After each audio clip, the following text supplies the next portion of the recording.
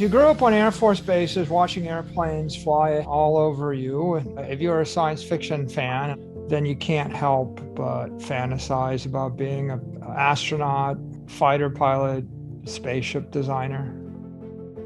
Like a lot of young kids with an active imagination and taste for adventure, Michael Saylor had his sights set for the sky and beyond. His childhood was spent living at Air Force bases around the world, and he decided to pursue his passions by enrolling at MIT on an ROTC scholarship, graduating with honors with a double major in aeronautics and astronautics and science, technology, and society. Spoiler alert, underachievement is not a part of his story. After graduating from the top technical school in the world, Saylor was ready for active service in the Air Force, or so he thought. They diagnosed me with a benign heart murmur. 10 years later, they undiagnosed it, but at the time they made a misdiagnosis. That disqualified me from flying aircraft in the Air Force, so I was a little bit distraught. That kind of drove my career in an odd, unexpected direction. Saylor took a job with DuPont, building computer models with plans to pursue a PhD, but he soon realized they needed him more than he needed them. He explains his all-or-nothing attitude on an early appearance with Charlie Rose from the year 2000 about the origins of his data analytics company, MicroStrategy. So I went to DuPont. I said, I quit. I'm starting a company. I will build your global multi-user network war game if you want me to. As a contractor, please give me money. I looked at them and I said, you have to give me the $100,000 because I have no money. It's like holding your breath until they give in. And they looked at that and they had to agree I did have no money. And so they gave me the $100,000.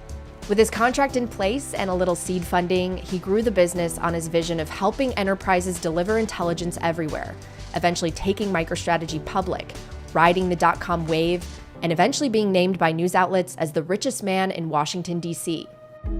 Things changed dramatically in March 2000 at the height of the dot-com bubble, when the company's stock crashed 62% in one day, the dust not settling until the share price was 98% down from its all-time high. Michael Saylor understands volatility and business cycles. The dot-com bust claimed casualties left and right at the time, but MicroStrategy kept plugging away and survived. 10 years later, Saylor checked back in with Charlie Rose about his ordeal and the book he wrote in the interim called The Mobile Wave: How Mobile Intelligence Will Change Everything. I think it just caused us to refocus on our basic principles, and we went back to our core business, which is how do we create a piece of software that provides value to a corporation, and we wanted to find companies that really could use that. Tell me about the changes you see coming. Well, in the fourth wave of computing, the internet wave, about 5% of the economy was automated. Right. In the fifth wave, we'll see 50% of the economy dematerialize. Things like a video camera, a tape recorder, a magazine. And he would later help teach us that money and property will experience this digital phenomenon too. Bitcoin is the dematerialization of property. We're sucking the value out of gold and real estate and other property assets and collectibles and art. We're putting them on a blockchain. We're giving it to the people. Saylor is known for making compelling metaphors to help the general public understand the unique properties of Bitcoin. He's compared Bitcoin to digital energy, its invention to the importance of discovering fire or electricity, and he often points out the destructive nature of inflation.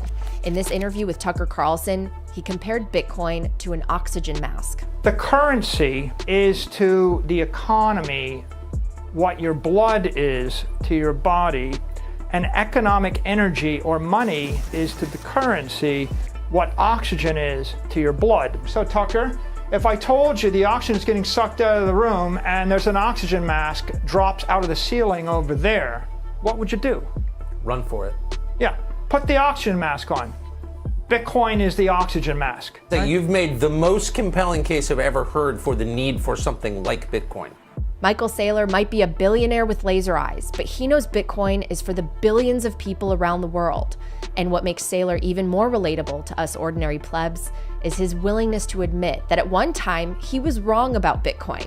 He's never taken down this tweet from 2013 when he compared Bitcoin to online gambling and predicted its ultimate demise. I am completely oblivious to any previous opinion I had had. Once it clicked for Saylor, he became one of Bitcoin's greatest evangelists, certainly the biggest in institutional leadership. His talent for intense, tireless banter on podcasts, news programs, and conferences is without parallel. Digital gold is smarter, faster, stronger than gold.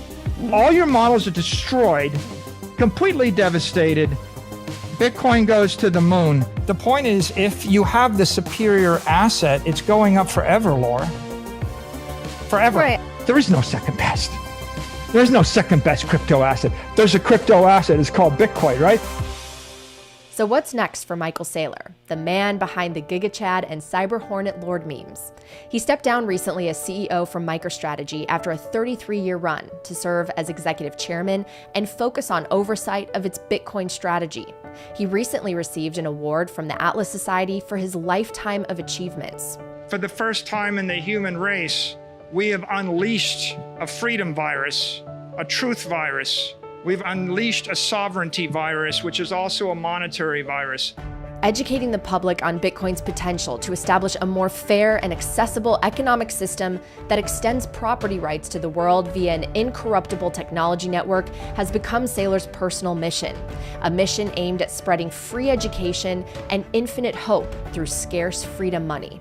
The idea of a true monetary network is a transformative idea, a very big idea. And I think that people can get worn down in the traditional system. And a lot of times when they come through that portal and their eyes open and they start to see the world differently, it kind of is inspirational. Certainly, I see the economy differently today. I see the world differently today. I have a different mission. I have a mission today that was not on my shoulders before, but we all need a reason to live, right? And I think this is a pretty good reason to live. I mean, it's the definition of hope.